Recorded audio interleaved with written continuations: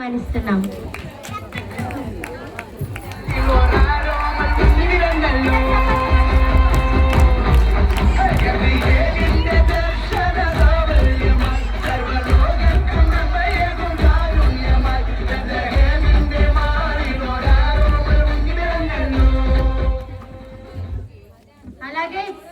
అలాగే ఇప్పుడు మన మధ్యలో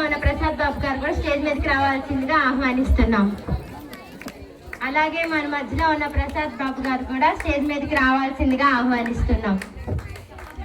అందరూ చప్పట్లు కొట్టాలి.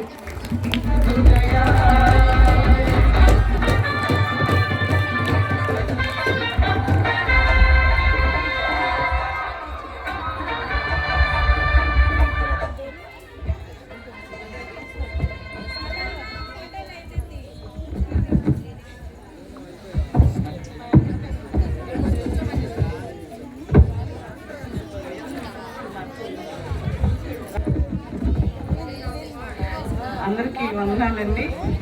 Sorry for the late. అందరికీ కూడా హ్యాపీ క్రిస్మస్, అలాగే అప్కమింగ్ హ్యాపీ న్యూ ఇయర్. ఎక్కువ టైం తీసుకోము. మన సిపాయిపేట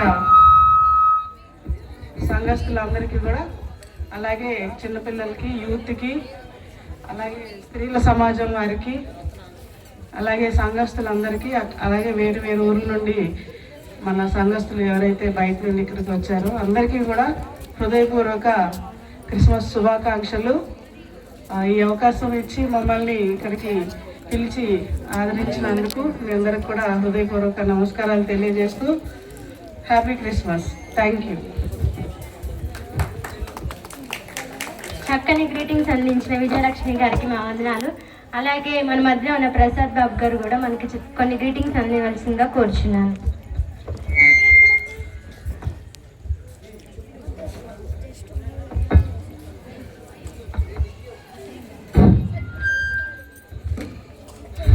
దేవుని నామాన అందరికీ సిపాయిపేట లూథరన్ చర్చ్ ఇక్కడ స్థానికంగా నడిపించబడుతున్న సంఘస్థులకు ఆల్రెడీ మా ఆవిడ చెప్పింది, మళ్ళీ మీకు అందరికీ గ్రీటింగ్స్ చెప్పిన టైం వేస్ట్ చేసేసుకోలేదు.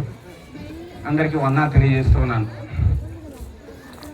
ఏ ఆధిక్యత లేని మాకు ఈ సంఘంలో ఈ శుభదినాన మీరు పిలిచి ఘనంగా దేవుని నామంలో అందరూ ఉన్నాం కాబట్టి ఇంత గౌరవాన్ని మాకు ఇచ్చినందుకు ప్రత్యేకంగా సంఘ కాపరి గారికి, పెద్దలకు, సంఘస్థులకు ఈ కార్యక్రమాన్ని పరోక్షంగా ఎలాంటి ఒడిదుడుకులు లేకుండా ఈ కార్యక్రమాన్ని ఒక క్రమబద్ధీకరించి తరబిది ఇచ్చేవాళ్ళ కావచ్చు, ఆనందించేవాళ్ళు కావచ్చు, అందరూ ఈ యొక్క ఆధిక్యత మాకు ఇచ్చినందుకు ప్రత్యేకంగా దేవుని నామాన్ని మీకు వందనాలు తెలియజేస్తూ ఉన్నాను.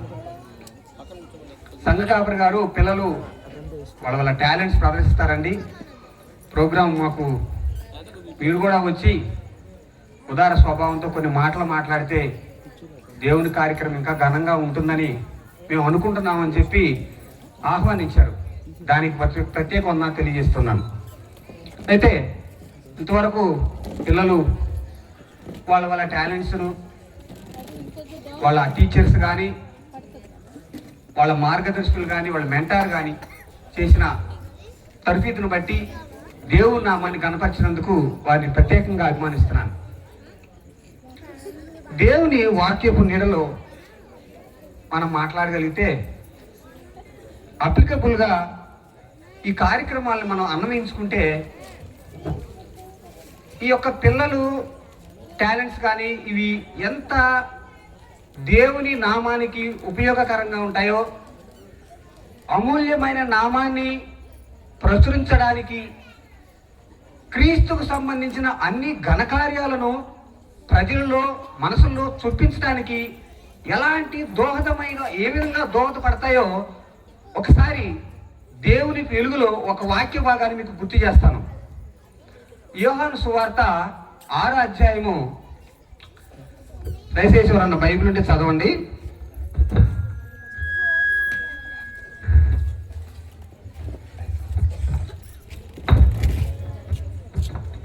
యోహాను సువార్త 6వ అధ్యాయంలో రాయబడి ఉంటుంది. నేను చెప్తాను సందర్భం.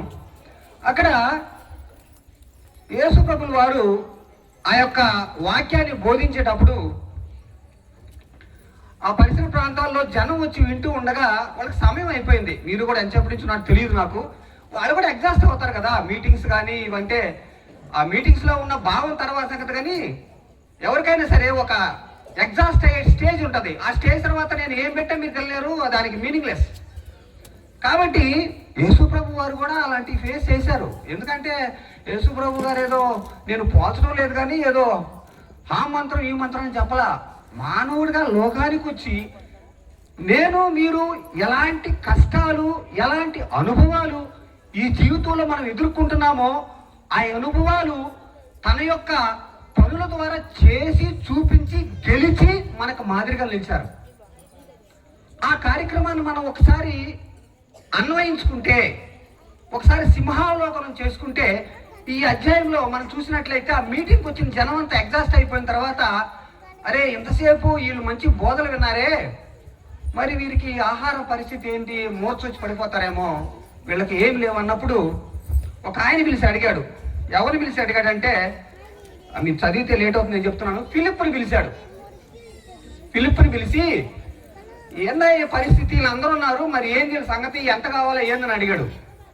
మనకు ఒక అనుమానం రావచ్చు, ఆడ అంద్రయ్య కూడా వాళ్ళందరూ ఉన్నారు, ప్రత్యేకంగా ఫిలిప్ ఎందుకు పిలిచాడంటే, Philip is a mathematician. Philip మంచి జ్ఞానం కలిగిన, గణిత జ్ఞానం కలిగిన వాడు.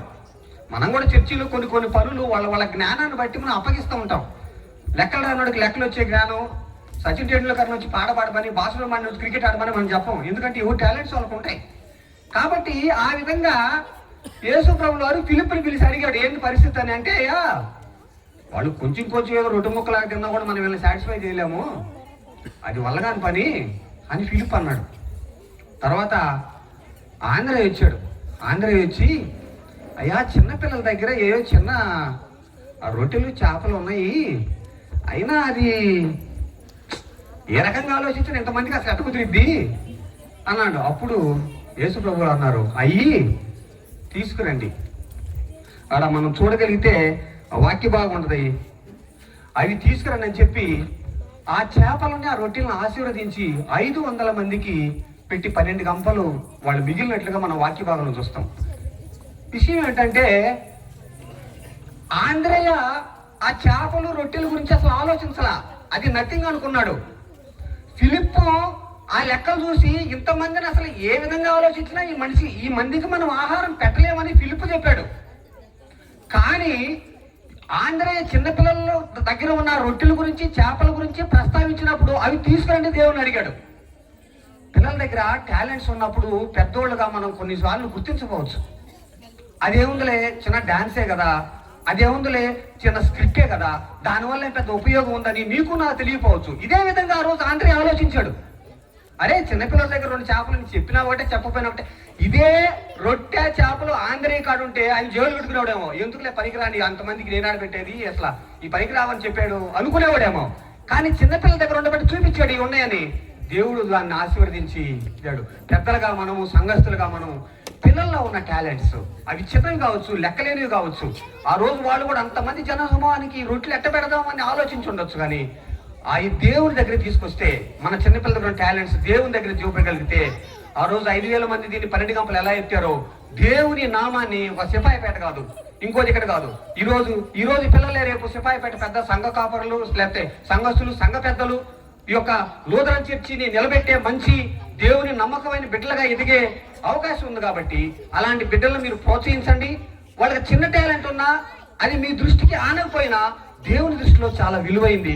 కాబట్టి ఇలాంటి కార్యక్రమాల్లో తల్లిదండ్రులుగా, సంఘస్థులుగా, పెద్దలుగా అందరూ ముందుకొచ్చి వాళ్ళ టాలెంట్స్ ని, అది ఏదైనా కావచ్చు, మీకు అర్థం కాదు, దానివల్ల దేవుని నామం ఏ విధంగా ప్రచురింపబడుతుందో మనకు అర్థం. ఆ రోజు వాళ్ళు ఊహించలే, అసలు ఆ చేపలు ఎంత సరిపోతే అనుకున్నారు. మనం అలా అనుకుంటాం, ఎందుకంటే యువర్ హ్యూమన్ బీయింగ్స్.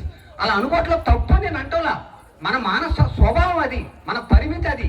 కానీ ఆ పరిమితి గురించి మనం ఆలోచించకుండా ఏవైతే ఆ టాలెంట్స్ ఉన్నాయో, ఏవైతే చిన్నపిల్లల దగ్గర ఉన్నాయో అవి దేవుడి దగ్గర తీసుకురాగలిగితే 5,000 మందికి పెట్టి 12 గంపలు ఎలా ఎత్తారో, కొన్ని వందల మందిని దేవుని నామాన్న ఈ యొక్క టాలెంట్స్ ను ఉపయోగించి వాళ్ళ కొంత వందల మందిని దేవుని దగ్గర తీసుకురావడానికి, దేవుని గుణాశయాలను ప్రసరించడానికి దోహదపడి ఇంకా సంఘం నానాదిగా అభివృద్ధింది, పిల్లలు కూడా అభివృద్ధింది దేవుని నామంలో ప్రజ్వరిల్లాలని మనసారా కోరుకుంటూ మరొకసారి ఈ అవకాశం ఇచ్చిన మీ అందరికీ దేవుని నామన కృతజ్ఞతలు తెలుపుతూ ముగిస్తున్నాను. Praise the lord.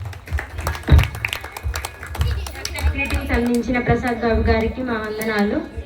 ఇప్పుడు మన మధ్యలో ఉన్న సీనియర్ బాయ్స్, జూనియర్ గర్ల్స్